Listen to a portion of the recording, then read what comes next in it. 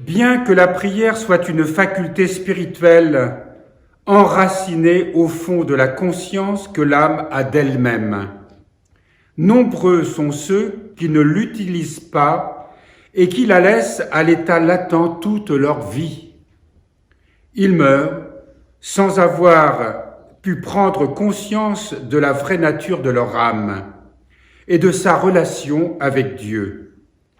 Ces âmes, l'apôtre Jude les compare à des astres errants gardant leurs ténèbres pour l'éternité. Cela est grave, car la prière n'est pas une faculté qui concerne uniquement la vie en ce monde. Elle est enracinée dans notre nature, afin que par elle, nous nous élevions vers Dieu pour nous unir à lui et passer de la vie temporelle éphémère à la vie éternelle. Nous sommes, pour ainsi dire, créés pour la prière. La prière est le seul lien qui nous unit à Dieu. Elle représente en nos cœurs la vie éternelle que nous espérons. La prière nous met en condition de découvrir notre image divine où s'imprime la Sainte Trinité. Quand nous perdons la prière, nous perdons la dignité de cette image et sa ressemblance avec Dieu. Dieu nous attire à lui par la prière, et nous, par la prière, nous marchons vers lui en un profond et inexprimable mystère. Ou plutôt, en réalité, c'est nous qui, par la prière, attirons Dieu à nous. Il vient à nous et fait en nous sa demeure. Précédemment, il est dit que la prière nous met en condition de découvrir notre image divine où s'imprime la Sainte Trinité. Dans la prière, nous prenons conscience de notre véritable nature. Et en prenant conscience de cette véritable nature, en même temps, cette rencontre avec Dieu imprime en nous la Sainte Trinité, la vie de la Sainte Trinité, la lumière de la Sainte Trinité, l'amour qui est la nature même de la Sainte Trinité. Chaque fois que nous nous mettons en prière, même si notre prière n'est pas très profonde, même si elle est dérangée par les pensées, et il arrive parfois que nous ayons beaucoup de difficultés à nous maintenir dans le silence des pensées. Et même en cela, notre prière permet à Dieu de venir à notre rencontre. C'est nous qui permettons à Dieu de nous rencontrer. C'est nous qui répondons à son appel, qui allons vers lui. Il ne peut pas venir à notre rencontre si nous n'allons pas vers lui par la prière. Et aussi, Dieu nous attire à lui par la prière. Parce que plus nous prions, plus nous allons vers lui, plus nous descendons dans les profondeurs de notre être, plus nous découvrons la véritable nature de notre être. Nous vivons happés sans cesse par notre humanité pétrie de ses émotions, de ses sentiments. Nous vivons à l'extérieur de nous-mêmes. La prière nous ramène à notre véritable nature.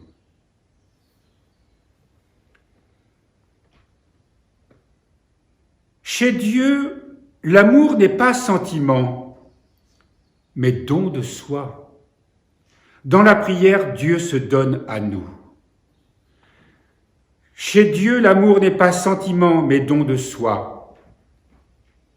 Dieu ne nous aime pas avec des sentiments humains. Dieu n'est pas habité par des sentiments tels que nous les concevons dans notre relation, nous, les uns avec les autres. Dieu se donne. Dieu se donne en plénitude. Dieu se donne dans la mesure aussi où nous sommes capables de le recevoir. Mais Dieu se donne à ce désir en lui, est habité par un désir éternel de se donner éternellement. Il nous a créés, il a créé toutes les créatures pour se donner à elles. Et c'est pour ça qu'il nous appelle dans la prière, que l'Esprit Saint nous appelle à la prière, pour que Dieu puisse se donner à nous, nous remplir de sa divinité. Et il y a une espèce de souffrance à ne pas pouvoir se donner à nous. C'est le grand mystère de l'amour. Dieu s'est donné à nous quand il nous a créés à son image. Par la prière, il nous a donné de nous unir à lui, devenant entièrement à nous et nous entièrement à lui. C'est ce que nous dit le Cantique des Cantiques au 6e chapitre, verset 3. Dieu s'est donné à nous quand il nous a créés à son image, et par la prière, il nous a donné de nous unir à lui, devenant entièrement à nous et nous entièrement à lui. Dans la poésie mystique des saints, il y a vraiment cela qui est exprimé. Nous devenons totalement Dieu. Dieu devient totalement nous. Et pourtant, nous ne pouvons pas nous fondre en lui, même si nous avons ce sentiment-là dans l'expérience de la prière. Il reste Dieu et nous restons créatures.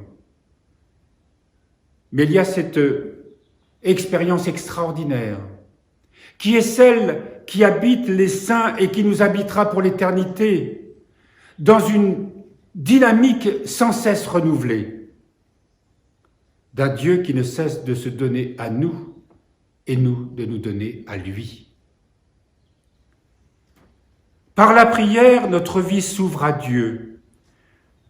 Dans toutes les angoisses, il a été angoissé et l'ange de sa face les a sauvés, nous dit Isaïe au chapitre 63, verset 9. Par la prière, notre vie s'ouvre à Dieu. Et la citation, c'est « Dans toutes leurs angoisses, il a été angoissé et l'ange de sa face les a sauvés. » Par la prière, Dieu s'ouvre à nous. Dieu nous épouse. Ce qui est extraordinaire dans cette manifestation de Dieu dans le Christ, c'est que Dieu a épousé l'humanité avec toutes ses angoisses, avec toutes ses peines, avec toutes ses peurs, afin de mettre en nous l'espérance, afin de mettre en nous la foi en toutes ses promesses, afin de mettre en nous la certitude que l'amour est sauveur, et que malgré les ténèbres qui nous engloutissent, il est là, lui aussi, dans ces ténèbres, pour se manifester à nous, pour nous rencontrer. Et c'est vrai que dans la prière, même si nous avons le sentiment de sortir de ces ténèbres, nous ne sommes pas affranchis de ces ténèbres pour autant. Autrement dit, nous ne sommes pas affranchis de toutes les chaînes de notre humanité prisonnière de ses passions. Mais dans la prière, nous le rencontrons. Et dans la prière, il nous libère, doucement, progressivement, mais certainement. Par la prière, la vie de Dieu s'ouvre à nous. L'Esprit lui-même intercède pour nous dans la prière, en des gémissements ineffables. L'Esprit de Dieu, Dieu lui-même, pourrait-on dire, gémit en nous, prie en nous. Le Christ intercède en nous, s'unit à notre prière, se tourne vers le Père pour que nous soyons délivrés, pour que nos prières soient entendues. La prière, c'est la vie, la vraie vie. Qui ne prie pas ne peut pas entrer dans la vie. Qui prie peu ne peut pas entrer non plus dans la vie, parce que souvent, bien des personnes prient parce qu'ils sont pris par les épreuves. Il faut que la prière devienne comme le battement de notre cœur, que nous soyons dans un état de prière à chaque instant.